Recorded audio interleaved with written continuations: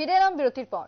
দিল্লিতে প্রজাতন্ত্র দিবসের মহড়ায় 21টি কামান। ইতিমধ্যে প্রজাতন্ত্র দিবস আসন্ন, তার আগে দিল্লিতে প্রজাতন্ত্র দিবসের মহড়া, যে মহড়াতে 21টি কামান। প্রজাতন্ত্র দিবসের মহড়ায় সামনে আসছে অত্যাধুনিক সমস্ত অস্ত্র। প্রতিবেশীদের বার্তা দিতেই কি এই কৌশল নয়াদিল্লির? প্রশ্ন ইতিমধ্যেই জানবো বিস্তারিত। আমাদের এক্সিকিউটিভ এডিটর নীল জুড়ে গেছে টেলিফোন লাইনে।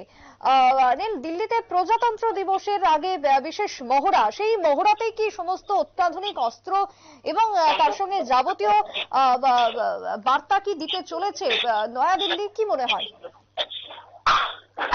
দেখো, প্রজাতন্ত্র দিবসের আগে দিল্লিতে আজকে কিন্তু কামান প্রদর্শনী করলো ভারতীয় সেনা।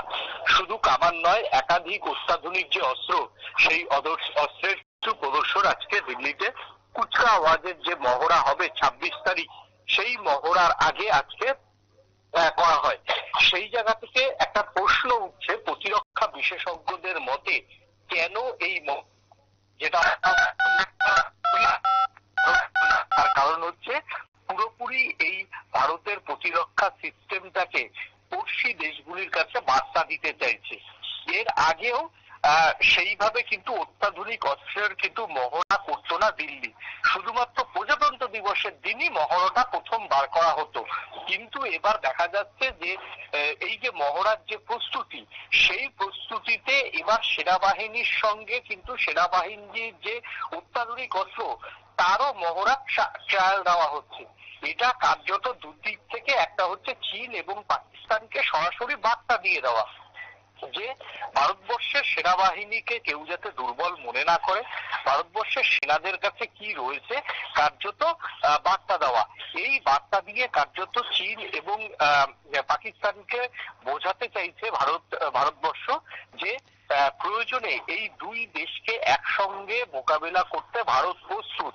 এবং সেই প্রস্তুতির কথা কার্যত মুখে না বলে, কূটনৈতিক স্তরে না বলে, কার্যত এইরকম ছোট ছোট মহড়া করে বুঝিয়ে দিতে চাইছে, দেখো আমরা দুজনকেই একসঙ্গে প্রস্তুতি দিচ্ছি।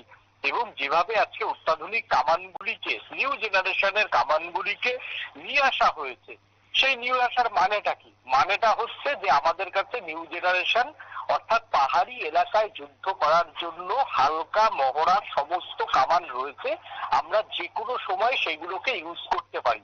এবং ভারতীয় সেনাবাহিনী কতটা নিপুণ ভাবে এইগুলো ইউজ করতে পারে, সেটারই আজকে একতরফা দেখিয়ে দিল ভারতীয় সেনাবাহিনী। বেশ, ধন্যবাদ নীল। কথা বলছিলাম আমাদের এক্সিকিউটিভ এডিটর নীলের সঙ্গে। তবে একদিকে দাঁড়িয়ে প্রজাতন্ত্র দিবস এবং প্রজাতন্ত্র দিবসকে কেন্দ্র করে বিশেষভাবে মহড়া চলছে, 21টি কামান। সেই মহড়ায় দেখা গেছে প্রজাতন্ত্র দিবসের মহড়ায় সামনে আসছে অত্যাধুনিক সমস্ত যন্ত্র। তবে সেই জায়গাতে দাঁড়িয়ে প্রতিবেশীদের কার্যত বিশেষ বার্তাই নয়াদিল্লির পক্ষ থেকে যেমনটা মনে করা হচ্ছে। ছোট্ট একটা বিরতির পর ফিরছি, সঙ্গে থাকুন।